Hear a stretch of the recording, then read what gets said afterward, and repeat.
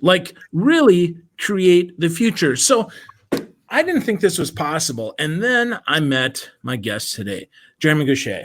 He is a New York Times bestselling author. He's an award-winning innovation expert, and he's the CEO of Trend Hunter. They're the world's largest trend spotting platform and innovation consultancy. And we're going to talk today about how you can create the future. Now, his new book is a double-sided book. It's called Aptly Create the Future. It comes out on March 10th. Super excited to have him here. I met him about 8 years ago at an event that I was speaking at, and I walked in front of his slides, and yet still today, he's willing to be with me. What's up, Jeremy? How you doing, buddy? Well, thanks very much for having me on the show. Heck yeah, man. Heck yeah. So for those who, the 7 people that are unfamiliar with you, how did you get started as the Trend Hunter? Sure. So, I was always an entrepreneur at heart, wanting so badly to figure out what my little idea might be. And that leads you to a career in corporate innovation, because that's where you go if you can't figure it out. But then in about 2005, in the wee hours of the morning, I started coding up Trend Hunter. And this was before Facebook, before YouTube. But I was trying to make a place where people from around the world could share ideas, because I thought maybe someone somewhere, some Trend Hunter in South America or a Trend Hunter in Europe, would submit a little business idea that would inspire me. And what I didn't expect is that the traffic would go from thousands to millions to billions. And at that point in time, it had more traffic than any newspaper in the world, except for 1 or 2. And yet that wasn't the purpose of it. So it's kind of accidental that it had taken off. But then on the back end, everything was about the research and studying what people were doing. And so now, 15 years later, it's evolved into a platform where we help entrepreneurs and people looking for their ideas on the front end of the website, but then on the back end, we work with several hundred brands to try and help them predict and create the future a bit faster. Wow. So it started as an idea for you to grow your business, and yet it's exploded and grown for everybody. I gotta love how that works, huh? That's how life goes. Yeah, it totally is, man. It totally is. So, well, in the 40 of your book, Malcolm Gladwell says that you credit him with being the guy who helped do this. So talk to me about that, because that's really interesting, man. I read Malcolm's stuff, 20 years ago now, with Tipping Point and stuff. Sure. So how did that happen? Well, I'd made this website kind of like a giant focus group or place for me to study ideas. And I was just kind of motoring along and playing around with the idea. And then I was sitting in an MBA class, actually.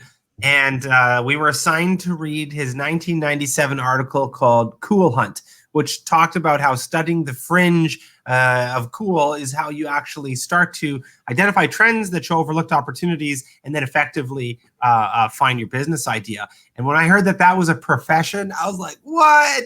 And so then I started changing my ideas for how Trend Hunter would work to actually be more of a platform for consumer research. Wow, that's really cool. Really, really cool. So billions of hits. So I'm guessing you don't just have a $7.99 a month hosting plan. Talk to us about that. Right? As an entrepreneur, right? That's a problem that we'd all love to have. Too much traffic. So how does that actually work, Jeremy? Yeah. So over time, we've had 170 million people come through the site, but we can't even host it like a normal site, to be honest, because we are trying to deeply study what a person chooses as they go through and interact with these ideas. And then we are trying to find clusters of opportunity with really advanced analytics, artificial intelligence, teams of researchers. So yeah, we have, I don't even know what it would look like. I should tour one day, but it would be some sort of enormous $250,000 or $500,000 computer system somewhere that's making this all happen. Wow. Super cool, man. Super cool. Something to aspire to. One day my website will get more than 100 hits. That's my goal. So cool, man. So this book, Create the Future, we got to talk about this, because that's the big thing that we're talking about today. And you've got 5 different kind of components there: the ability to change, culture of innovation, opportunity hunting, adaptive innovation, and then infectious messaging, which is super, super cool. And the book is super easy to read. I flipped through the PDF, which I love. My copy got lost in the mail, so I'm looking forward to getting that super soon. So tell me about the first part of that, the ability to change, because I think this is where a lot of organizations suffer. They don't really want to change. So talk about that, please. So disruptive thinking and the ability to change is actually half of the book. And to explain the book, it's almost worth going back a little bit in time, because it's a 2-sided book. And the one book is Create the Future, Tactics for Disruptive Thinking. But the other half is called the Innovation Handbook. And that is a total rewrite of a book I wrote a decade ago called Exploiting Chaos. And the reason I want to go back and start there is that in 2008, I'd written this book on how chaos creates opportunity. And then the world became really chaotic. And I was kind of the right place at the right time. And I became the chaos guy for a lot of CEOs. And you help one Fortune 500 CEO, you get recommended to another and another, and then it's 10, and then it's 50, and then it's 100, then it's 200. And I learned a lot from it. But in the process of that, and in the process of a decade of helping all sorts of different brands, we have learned as a team a lot of tactics that would make your life a lot easier when it comes to turning your idea into a reality. So I rewrote the book with that. But then the second thing is, if I looked at my framework of innovation, the part that I was really missing, the part that I would totally have wanted to do again, which I then made this whole second side for, Create the Future, was the fact that everyone wants innovation to happen. People want their idea. But what I've really started learning is the problem is there are so many things that cause you to just repeat your past decisions and go back to sticking to the path that you're already on. And so that's what I made this new half of the book, Create the Future, all about, which is to say you're capable of more than you think. We're experiencing history's highest rate of change. You have more opportunities around you than ever. And yet, each incremental layer of success makes it easier for you to just kick back and repeat what happened before. So how do you start thinking more disruptively so that you and your brain can see the potential of what you're actually capable of? So this book isn't just for chief innovation officers or just for CEOs. Like a sales guy like me could actually learn something from this book and be better at sales by reading this and being more disruptive in my thinking. Yeah, I mean, it's really about disruptive thinking. And within sales, a lot of my work happens to be with sales teams, where what happens is that you can get caught in a groove of how you sell, how you approach a client, how you connect, the product that you're actually sort of pushing, or how you go about it. And success is actually one of the biggest traps. In fact, the way I like to put it is that 1,000,000 years ago, we were all hunters in an eat-or-be-eaten world, and we all have that ability to keep hunting. However, 10,000 years ago, people planted the first seeds and we became farmers. And when we did, we started becoming pre-wired to repeat and optimize whatever led to last year's harvest. And that comes with a series of farmer traps versus the original hunter instincts that impact all of us.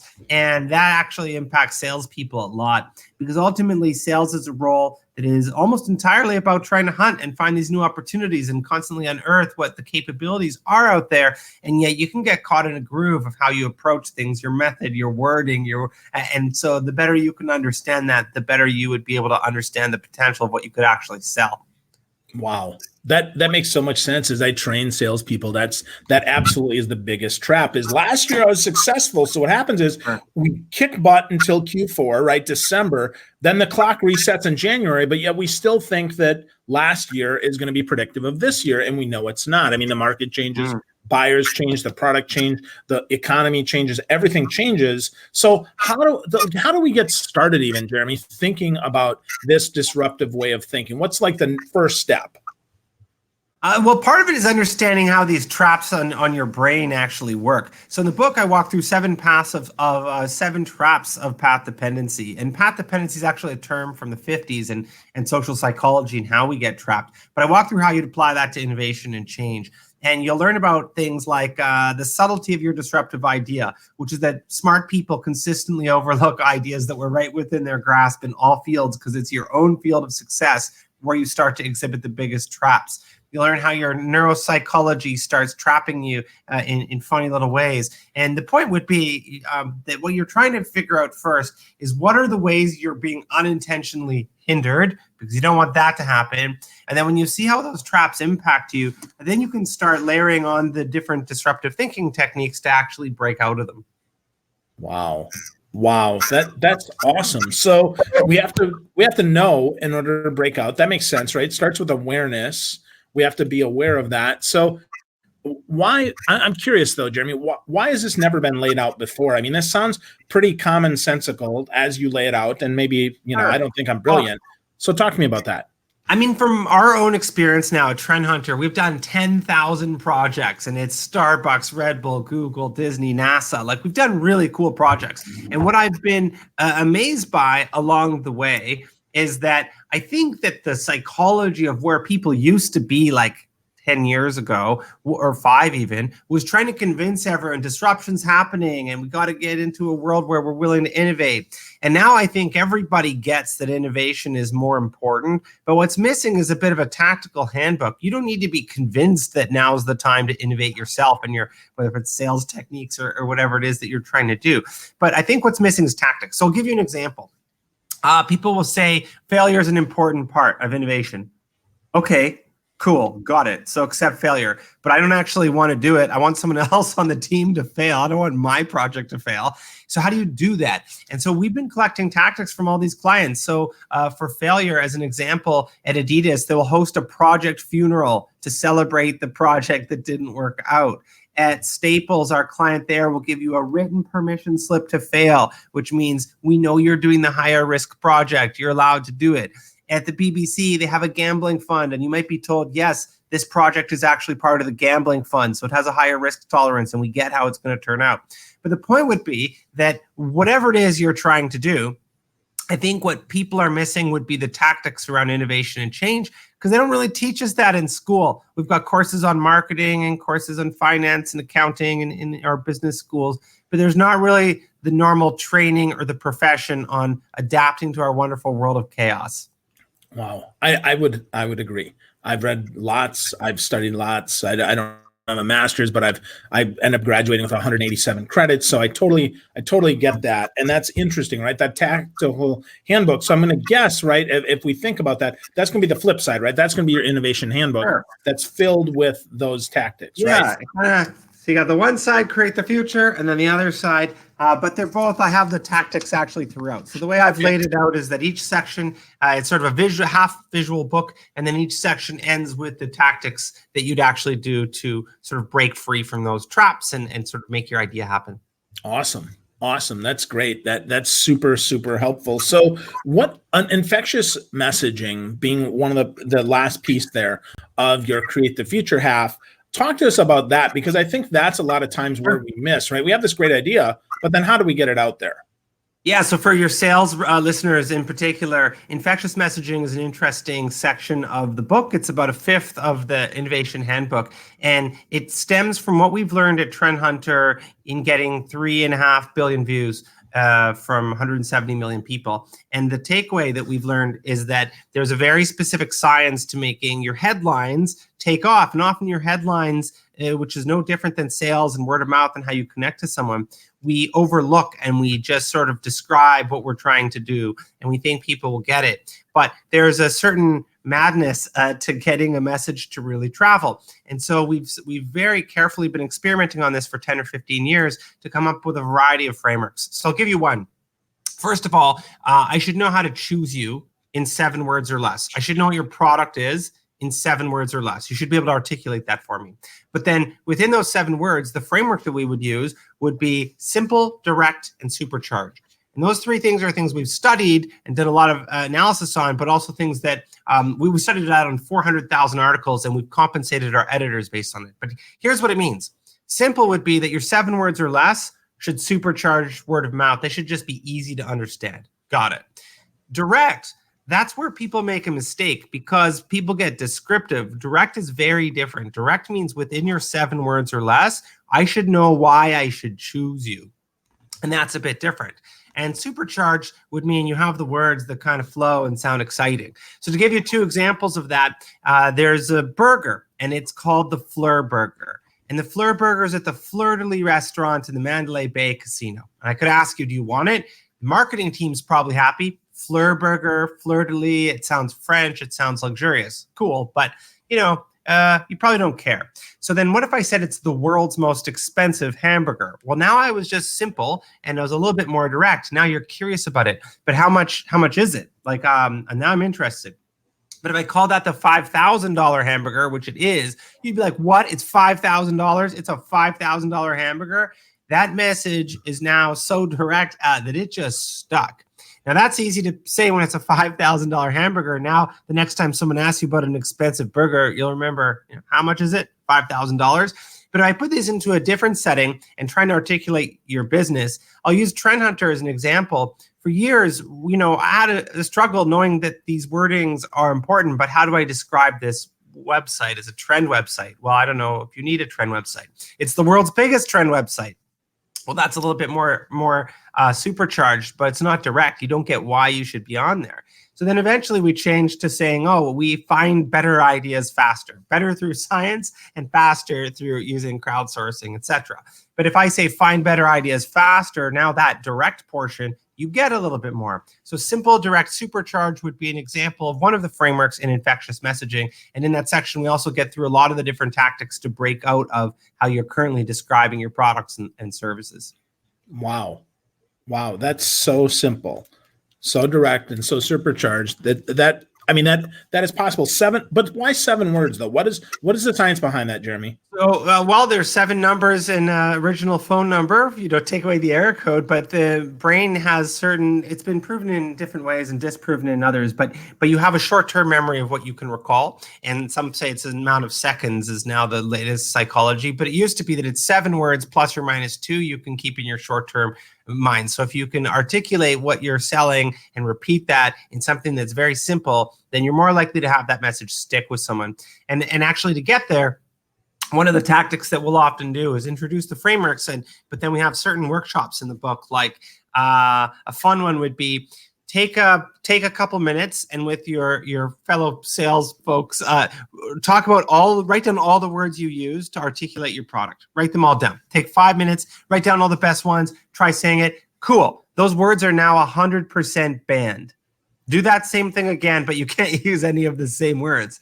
And then you'll start, and if I use my example, you'd be like, oh, maybe we're the Netflix for ideation or the Netflix for creative thinking, but you start having to go around it. And the main thing you're trying to do is recognize, as sort of the premise of the whole book, that we get caught in a path of repeating the past decisions. And in order to break out of the path, even if you don't ban those words for life, you need to go through the exercises of looking at your problems from different perspectives, and then you'll be more likely to see what you're actually overlooking. Wow. I think that would break some people's hearts, man. If they had to do that, right? Words, absolutely, it does. That's fun. That's really fun. So awesome. So all these frameworks, all these different things. So what's the one thing that surprised you about writing this book? I mean, you've written other books, other bestsellers. I'm sure this one is set to break out as well. So what surprised you about putting this book together, Jeremy? Well, I had the most fun on Create the Future on what is the second section, and it's all about your neuropsychological traps. And I've always been curious about this, but I went down this route a lot faster. And I think people don't grasp how your neuropsychology causes you to stick to a path in a way that's really interesting, because you can break it with some tactics very quickly. So I'll give you a couple examples, but when you practice something, whatever you practice, your brain creates myelin, which is a little highway that paves that neural connection of what you just did. So you try something for the first time, whether it's picking up a tennis racket or a microphone or whatever it is, and you fumble around a little bit. But then once you've done that a lot, you know how to do it. You practiced it, got it. But what happens in your brain is that your brain paves a little pathway of myelin, which is like a little highway, and then you can basically repeat the same task better and faster. And whatever you're the best at, if you're the best salesperson in the world or whatever it is, your top pathway becomes 100 times faster. And this myelin makes up 40% of your brain. So it's a very important fact. But what it starts to do is kind of wild. So I'll show you 2 little examples that are fun. And the one would be as fast as you can, competitively, cross your arms. I know it sounds weird to do, but just cross your arms for a second. Now uncross them. And now as fast as you can competitively, cross your arms, but the other way. And it's like you kind of fumble around and you figure it out. Now that's not the most mind-blowing thing, but what happens is that your brain has a myelin pathway to cross your arms the one way. And when you try the other way, you just have to technically think about it. And it's not much, but that's one level. Now I'll go one level higher. I do this audience exercise. I've done it more than 100 times, and it's actually from the 60s. It's called alternative uses test. But I say, okay, what can you do with a paperclip? Just tell me, let's do it live. What can you do? And people will come up, and I've done this more than 100 times. You can do this with your colleagues, and they will say, in order, I can guess 90% of what every group will say. They will say almost in order, you can pick a lock, you can make it a weapon, you can fold paper, you can make a necklace, an earring, a chain, you can trade it, you can make art, You could short circuit something. You can use it as a toothpick, or you can hang a Christmas ornament. I'm not lying to you. In 40% of groups, Christmas ornament and toothpick will come up. But here's the thing. Almost nothing else comes up. That's it. Now, the weird part is twofold. One, I can predict the ideas. But two, the average kindergarten kids can get to 200 ideas. So then after the group gets to 10, I go, oh, that's good. And then I play a video fast forwarding my little niece who rocks out, 100 ideas like that. And why that's so interesting is that that's your myelin. And it's the one step up from crossing your arms. It's that your brain operates fast by only showing you the things you've seen or done before. It's only showing you. Now, if I did a workshop and I said, okay, give me 10 more ideas with a paper clip that are functional. What about 10 in medicine? What about, you could get some of the more ideas, but you have to do an exercise to break out. And so what's wild about that is you start, when you try that little exercise on yourself, you see how your brain is limited. You feel kind of shocked to realize someone else can guess it. And it means that you do have other great ideas within your grasp, but they're not the things you've kind of thought of that someone else has crushed. It's the fact that your brain funnels you into a pathway to help you be fast in life. And so if you have little techniques around that when you need to be creative, then you'll actually immediately notice a difference. Wow. Exercises to break our myelin. How do you spell myelin for those that are curious, Jeremy? I've never heard that word. Myeline. But I've never been asked how to spell on the show, so that's probably where I'm going to break apart. But all right, myelin, so it's your myelin pathways. Good. Yeah, no math problems, but spelling. I did win the 8th grade spelling bee. I beat my cousin Heather. So that's on all my shows, right? Try to do a little spelling there. No, that's even that. I know I'm terrible at spelling. There's no E at the end. If I put an E at the end, Myelin. But they say the greatest minds can't spell, so that's fine. Oh, that means I'm a simpleton. So thanks, Jeremy. I appreciate that proof there, buddy. So talk to me. So the book is Create the Future. You can get it at createthefuturebook.com. It's 2-sided. So do we have anything cool for folks if they want to get 100 copies or 1,000 copies or even 5 copies of this book? Sure. Well, the book is in any bookstore, but on that createthefuturebook.com, there's all sorts of extra bundles. There's digital goodies. If you get a bigger amount, you get a free ticket to one of our 20 future festivals. There's all sorts of extras on that createthefuturebook.com site, as well as our assessment and some of our free trend research for anyone that wants to take part in this journey to be more disruptive and find their true potential. Awesome. So I know you do a ton of speaking. So where are you headed in the future? If people, maybe they're going to be lucky enough to go out and see you speak, Jeremy, is there anywhere coming up that you're excited about or like, holy crap, it's going to be really cold? Well, we have, so I do 70 cities a year, but 20 of them are our own Trend Hunter events called Future Festival. And this year is actually the book launch tour, which is pretty fun. So you hear me talking about Create the Future, but then you hear my team go through the overlooked opportunities that we're seeing in retail, lifestyle, marketing, consumer behavior, and super future of technology. So it's kind of a neat little one-day immersion, and it's in 20 cities, probably one near you. Awesome. So folks, go check out the createthefuturebook.com. Get a copy of Jeremy's book. Jeremy, it is a delight to chat with you, buddy. Thank you for sharing all the insight you did and helping us break out of our neural pathways and innovate more.